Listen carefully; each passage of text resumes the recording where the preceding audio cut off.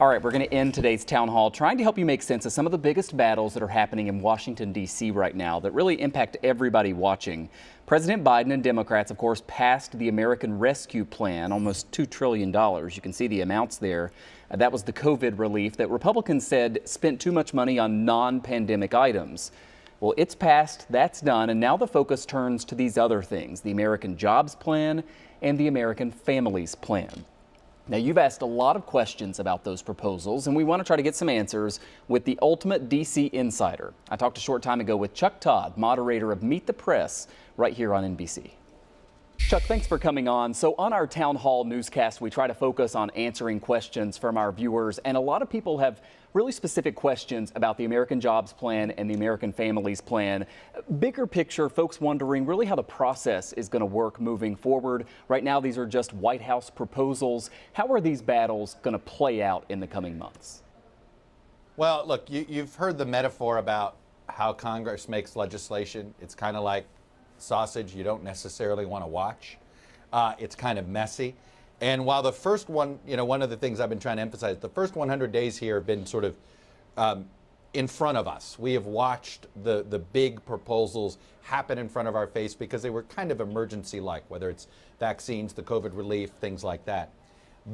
For these two very complicated proposals that the president is putting out there, you're now going to, the next 100 days are going to be the living, breathing, that sausage metaphor. It's going to get divvied up amongst a number of committees. I think you are going to see a lot of sort of counter proposals. You're going to see the physical, what I would do is you take the two plans, there's physical infrastructure, and then there's what the Democrats and Biden is calling the human infrastructure. The physical infrastructure proposals of highways, broadband, things like that, I think you're going to see them broken up into different pieces, and we'll probably get some bipartisan support. But that's where you're going to see the attempts of actually seeing everybody work together.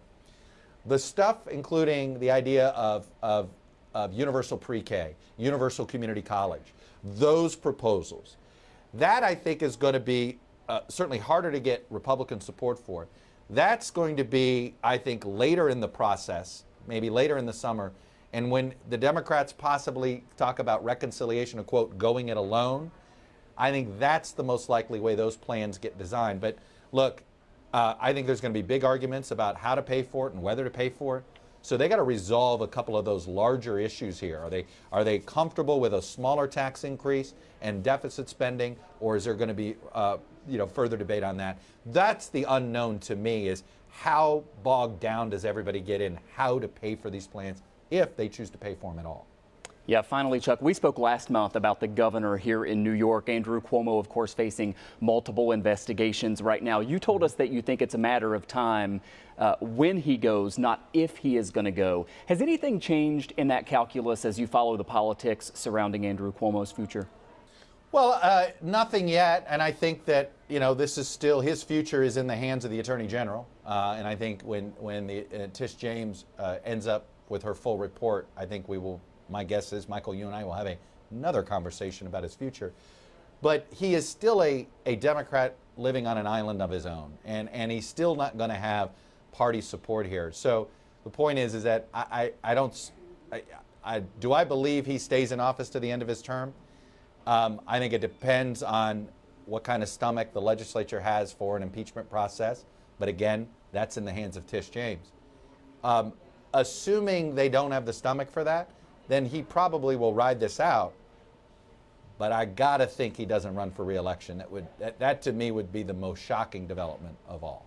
Yeah, so much hinges on what comes out of these investigations. Chuck Todd is moderator of Meet the Press, and his guests this week, by the way, will include Treasury Secretary Janet Yellen. A lot to talk about with those two proposals that we just mentioned. That is Sunday morning at 9 o'clock right here on Channel 2. We'll be watching. Chuck, thanks for your time. Hey, thanks, Michael.